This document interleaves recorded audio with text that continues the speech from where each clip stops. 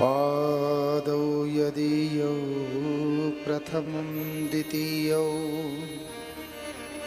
तृतीयतुर्यौ कथिते यदुरु नाभिस्तथा पंचम एव षष्ठौ भुजान्तरं द्वौ युगलं तथान्यौ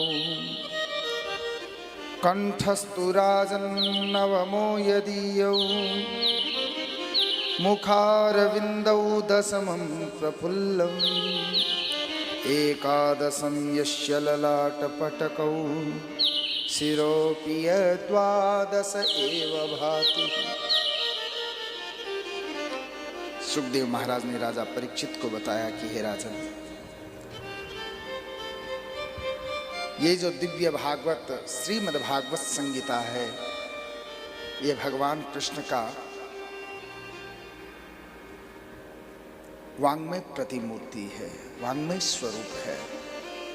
केवल पोथी नहीं, पुस्तक नहीं, अंगों वाला स्वरूप है।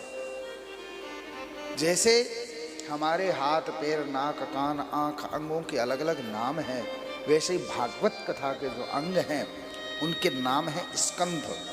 जैसे एक पेड़ होता है, उसके जो अंग हैं, डालियां अंग होती है, उनको कहते हैं शाखाएं। पेड़ के अंग शाखाएं हैं, हमारे अंग अलग अलग हैं। वैसे ही भागवत रूपी कृष्ण के अंग ये स्कंद कहलाते, 12 स्कंद। पादो यदीयो प्रथमम द्वितीयो, प्रथम और द्वितीय स्कंद जो है वो भागवत रूपी कृष्ण के दोनों चरण हैं। इसलिए प्रथम दिन भगवान का दर्शन करे तो चरणों से प्रारंभ होता है, इसलिए प्रथम और द्वितीय स्कंद चरण बताए हैं। तृतीय तुर्यौ कथितो यदुरु, तीसरा और चौथा, ये 2 स्कंद जो हैं ये दोनों जंघाएं भगवान की मानी गई है।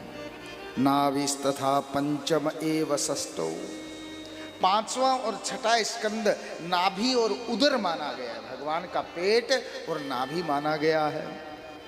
भुजान्तरं द्वौ युगलं तथान्यौ, 7वां और 8वां स्कंद जो है भागवत जी का, ये भगवान के दोनों हाथ माने गए हैं।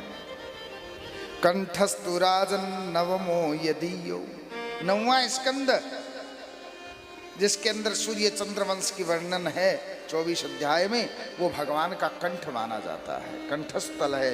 और मुखारविंदौ दशमं प्रफुल्लम, भगवान की दिव्य रूप माधुरी जो है वो 10वें स्कंद के अंदर जो आप लोग श्रवण कर रहे हो।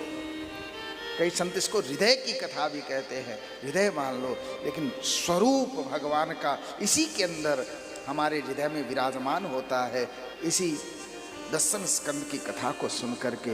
इसलिए मुखारविंदौ दशमं प्रफुल्लम, एकादशम यस्य ललाट पटको हो, भगवान का ललाट है 11 स्कंद भागवत जी का। और शिरोपि द्वादश एव भाति ही, 12वां स्कंद भगवान का शिरोभाग, ऊपर का भाग है।